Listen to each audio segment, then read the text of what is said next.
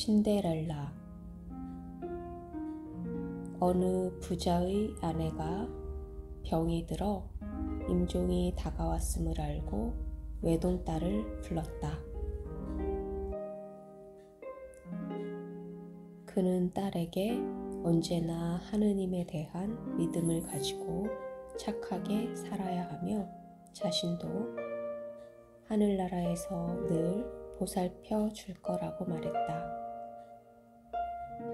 어머니가 죽은 후 소녀는 날마다 무덤을 찾아가 눈물을 흘렸다. 그리고 항상 착하게 살았다. 봄이 되자 부자는 새 아내를 얻었다. 새 아내는 예쁘지만 마음이 못된 두 딸을 데리고 왔다. 이후부터 소녀는 부엌으로 내몰려 온갖 일을 하며 고난의 나날을 보내게 되었다. 그리고 아무리 몸이 피곤해도 침대는커녕 아궁이 옆의 잿더미에서 자야 했다. 그러다 보니 온몸이 늘 지저분하여 두 딸은 소녀를 제투성이라는 뜻을 가진 신데렐라라고 불렀다. 어느 날 아버지가 장에 가면서 딸들에게 선물을 사다 주겠다고 했다. 그러자 언니들은 예쁜 옷과 보석을 사다 달라고 했다. 그리고 신데렐라는 돌아오는 길에 모자에 닿는 나뭇가지를 꺾어다 달라고 말했다. 아버지는 의붓 딸들에게 사다 달라고 한 선물을 주고 신데렐라에게는 개암나무 가지를 가져다 주었다. 신데렐라는 그 가지를 어머니 무덤에 심었고 얼마나 울었던지 그 눈물 때문에 가지가 무럭무럭 자라 아주 멋진 나무가 되었다. 신데렐라는 매일 3번 그 나무를 찾아가 울면서 기도를 올렸고 그때마다 하얀 새가 나뭇가지에 날아와 그녀가 원하는 것을 던져주었다. 그러던 어느 날 왕이 왕자의 신부감을 고르기 위해 사흘 동안 무도회를 열었고 나라의 아름다운 처녀들을 모두 초대했다. 언니들은 무도회에 가기 위해 신데렐라에게 몸단장을 시켰다. 신데렐라도 무도회에 가고 싶어 계모에게 사정을 했지만 지저분하고 옷도 신발도 없는 애가 어떻게 가느냐며 청을 들어주지 않았다. 그래도 신데렐라가 계속 사정을 하자 계모는 잿더미에 완두콩을 부어놓은 후 2시간 안에 콩을 다 가려내면 보내주겠다고 말했다. 신데렐라는 뒷문을 열고 뜰로 나가 비둘기들을 불러 모은 후 완두콩을 골라달라고 부탁했다. 그러자 비둘기들은 부엌 창문으로 날아들어와 1시간도 채 안 되어 일을 마치고 다시 밖으로 날아갔다. 신데렐라가 기쁜 마음으로 단지를 들고 계모에게 갔으나 계모는 역시 사람들에게 웃음거리만 될 테니 안 된다고 말했다.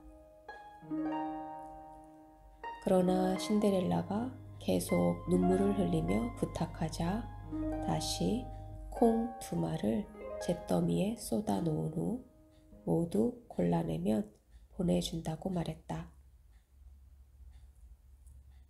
이번에도 신데렐라는 새들의 도움을 받아 30분도 안 되어 일을 끝냈으나 계모는 신데렐라 때문에 창피만 당할 거라며 두 딸만 데리고 가버렸다. 신데렐라는 집에 아무도 남지 않게 되자 어머니 무덤의 개암나무에게 찾아갔다.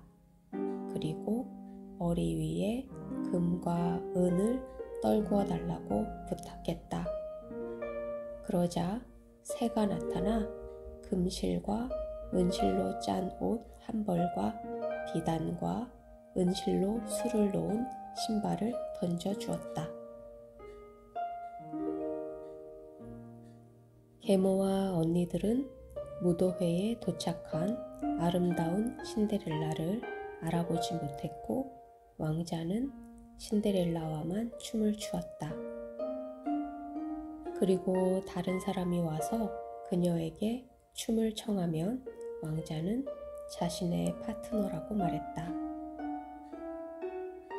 저녁 때가 되어 신데렐라가 집으로 돌아가려 하자 왕자가 바래다 주겠다고 했다. 그러나 신데렐라는 재빨리 도망쳐 집에 있는 비둘기장으로 뛰어들어갔다. 왕자는 신데렐라의 아버지가 올 때까지 기다려 낯선 아가씨가 비둘기장으로 들어갔다고 말했다. 아버지는 도끼와 곡괭이를 가져와 비둘기장을 부쉈으나 그 안에는 아무도 없었다. 신데렐라는 비둘기장의 뒷문으로 재빨리 도망쳐 개암나무에 달려가 옷을 벗어 무덤 위에 올려놓았다. 그러자 새가 다시 그 옷을 가져갔고 신데렐라는 이미 잿더미에 앉아 있었다.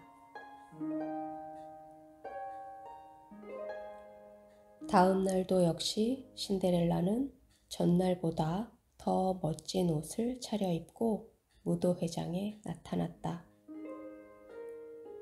그러자 모두들 그 아름다운 모습에 넋을 잃었다. 왕자는 역시 신데렐라와만 춤을 추었고 누군가 춤을 청하면 자신의 파트너라고 말했다. 저녁 때가 되어 신데렐라가 집으로 돌아가려 하자 왕자가 뒤를 따라와 어느 집으로 가는지 알아보려고 했다. 그러나 신데렐라는 얼른 도망쳐 집 뒤 정원의 배나무 위로 올라갔다. 왕자는 이번에도 아버지를 기다려 낯선 아가씨가 배나무 위로 올라간 것 같다고 말했다.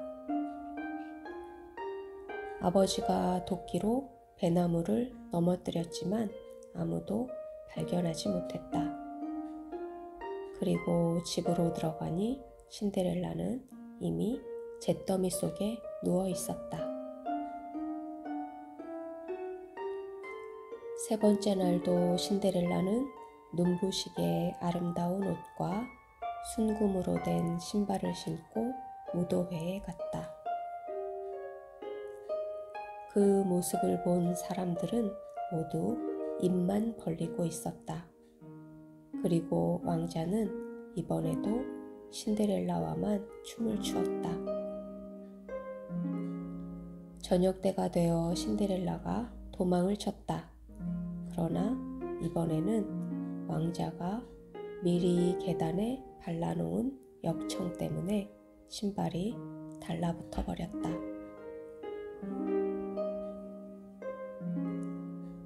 이튿날 왕자는 신데렐라의 아버지를 찾아가 이 황금 신발이 발에 맞는 처녀만 자신의 아내가 될 자격이 있다고 말했다.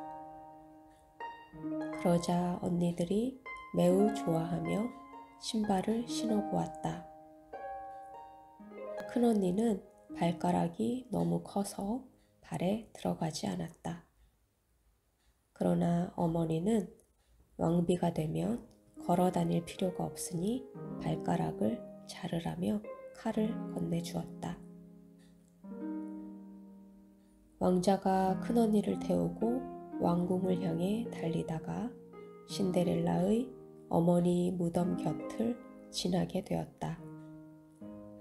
그러자 개암나무 가지 위에 앉아있던 두 마리의 비둘기가 신발이 너무 작아 온통 피투성이이며 진짜 신부는 아직 집에 있다고 말했다. 왕자가 큰언니의 발을 내려다보니 피가 줄줄 흐르고 있었다. 왕자는 가던 길을 되돌려 이번에는 둘째 언니에게 신발을 신어보라고 했다. 이번에도 역시 어머니는 칼을 주며 너무 큰 발뒤꿈치를 자르라고 시켰다.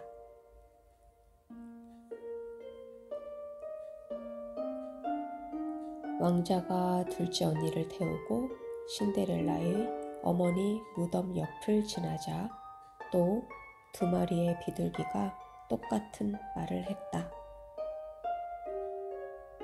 그래서 왕자는 다시 신데렐라의 집으로 돌아가 또 다른 딸이 있는지 물었다. 아버지와 계모는 딸이 하나 더 있지만 신부감이 되기에는 부족하다며 왕자를 말렸다. 그러나 왕자는 고집을 굽히지 않았고 결국 신데렐라는 손과 얼굴을 깨끗이 씻고 와서 신발을 신어보았다. 마침내 왕자가 신데렐라를 마차에 태우고 어머니 무덤 곁을 지나자 두 마리의 비둘기가 진짜 신부를 데려간다며 신데렐라의 양쪽 어깨 위에 앉았다.